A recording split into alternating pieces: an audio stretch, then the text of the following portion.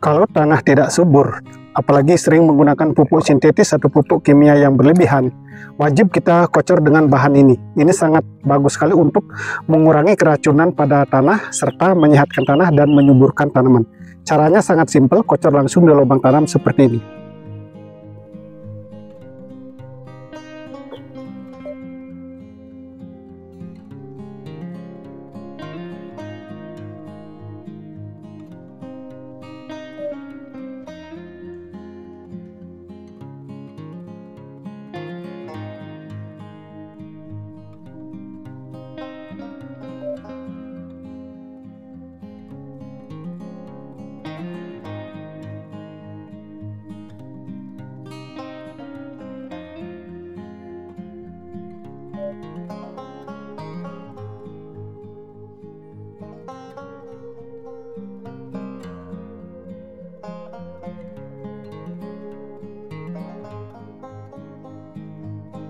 Kawan-kawan, kembali lagi dengan Ardana PT.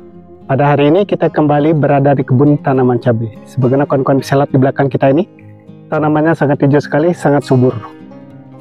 Nah, hari ini kita akan melakukan pengocoran, di mana pengocoran hari ini bertujuan agar tanaman cabai yang kita tanam ini tumbuhnya maksimal, dan yang sangat penting yang kita lakukan sebenarnya adalah mengembalikan kesuburan tanah, dan juga bahan ini sangat luar biasa sekali, sangat bagus sekali untuk mengurangi keracunan pada tanah akibat penggunaan pupuk kimia yang berlebihan.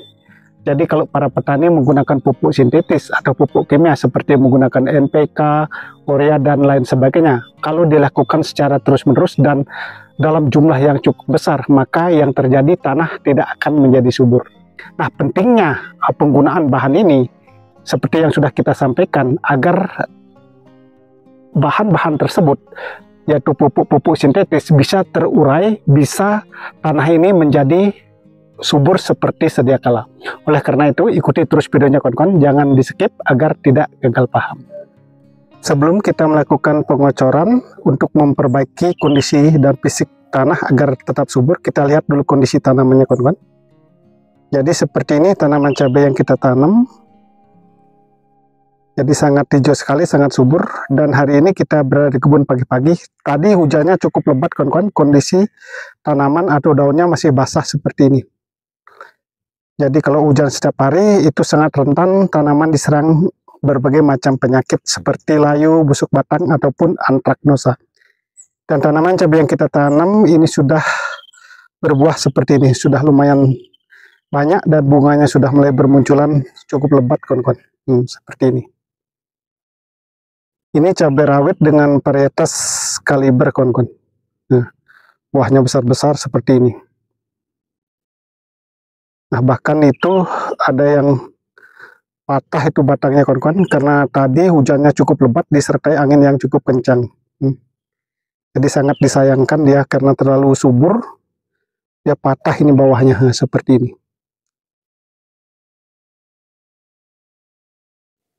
Di sini tanaman cabai yang kita tanam ini dulunya lahan bekas cabai juga kawan-kawan. Bekas tanaman cabai hijau atau cabai besar. Tetapi teknik yang kita lakukan, kita bongkar mulsanya karena mulsanya dulu sudah hancur kawan-kawan. Jadi kita bongkar mulsa, batang cabai besarnya kita bongkar juga, kita bersihkan lahannya tetapi tidak merubah bedengan. Yang perlu ditambah hanya kapur dolomit, pupuk kandang dan vertipos. Nah, itu yang kita tambah di bedengan, kemudian kita cangkul agar bahan tersebut tercampur dengan tanah. Setelah itu baru kita siram dengan E4 dengan basah. Nah, setelah disiram E4 baru kita rapikan bedengan. Nah, setelah merapikan bedengan baru melakukan penutupan mulsa. Jadi bedengan itu kita tutup mulsa dan dibiarkan kurang lebih 30 hari. Nah, itu teknik dalam olah lahan di lahan bekas yang kita lakukan kawan-kawan. Nah, setelah 30 hari baru kita membuat lubang tanam dengan jarak 60 kali 55.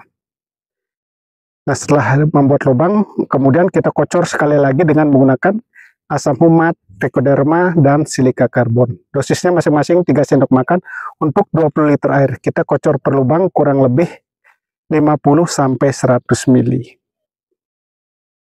Bahan untuk pengocoran hari ini kita sudah siapkan, Yang pertama inilah air. Ini kurang lebih takarannya 10 liter. Nah, inilah bahan utama yang akan kita gunakan hari ini, yaitu kita menggunakan trichoderma. Kita menggunakan Biosigma trichoderma. Ini sangat bagus sekali. Trichoderma ini fungsinya adalah melindungi tanaman dari serangan penyakit disebabkan oleh jamur dan bakteri. Ini sangat penting sekali. Nah, seperti yang sudah kita sampaikan, tujuan utama sebenarnya kita memberikan bahan ini adalah untuk mengurangi racun pada tanah akibat perlakuan atau penggunaan pupuk sintetis atau pupuk kimia yang berlebihan. Jadi karena kita merupakan petani berkelanjutan, artinya kita menanam cabai, menanam sayuran itu berulang kali di lahan yang sama, maka perlu mengaplikasikan trichoderma seperti ini. Jadi sangat bagus sekali kawan-kawan. Kalau tanah itu sehat, secara otomatis tanaman itu tumbuh akan maksimal dan nantinya bisa berbuah lebat. Nah, dosis yang kita pakai untuk trichoderma ini takaran 10 liter kita memakai 3-4 sendok makan seperti ini. Jadi karena ini musim penghujan, kita buat lebih kental. Nah, seperti ini. 1, 2, 3. Nah, ini 3 gini sudah cukup. Kita aduk lagi. Jadi rutin pemberian trichoderma itu bisa dilakukan 20 hari sekali atau 1 bulan sekali. Kalau tidak bisa, usahakan memberikan aplikasi melalui kocor ataupun dengan serbuk langsung. Itu tergantung daripada keuangan kita. Jadi kalau tidak bisa 20 hari sekali, bisa dilakukan 1 bulan sekali atau paling tidaknya 40 hari sekali. Ini alat kocornya sangat simpel, sangat sederhana. Ini takarannya kurang lebih 100 ml. Ini dulunya bekas botol atonik, kita potong. Nah, warna airnya agak kehitaman seperti ini. Nah, kita kocor langsung di lubang tanam seperti ini. Sangat simpel sekali. Jadi kalau kita rutin memberikan ini seperti yang sudah kita sampaikan, interval 20 hari sekali, atau 30 hari sekali, atau paling tidaknya 40 hari sekali, maka kondisi tanah akan menjadi gembur, kondisi tanah akan menjadi subur. Jadi sangat simpel sekali seperti ini.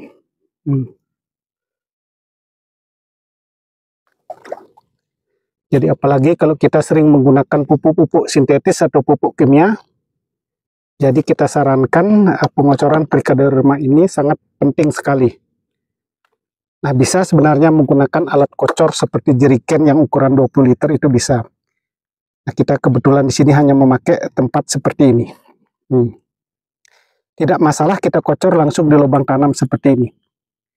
Lain kalau kita melakukan pengocoran dengan pupuk NPK. Jadi hindari pengocoran di lubang tanam. Kegiatan kita hari ini melakukan pengocoran untuk tanaman cabai rawit kaliber dengan Biosigma trichoderma sudah selesai kita lakukan. Nah, terima kasih kawan-kawan yang sudah menyimak video ini. Semoga apa yang kita sampaikan bisa bermanfaat dan semoga kedepannya kita menjadi sukses sama-sama.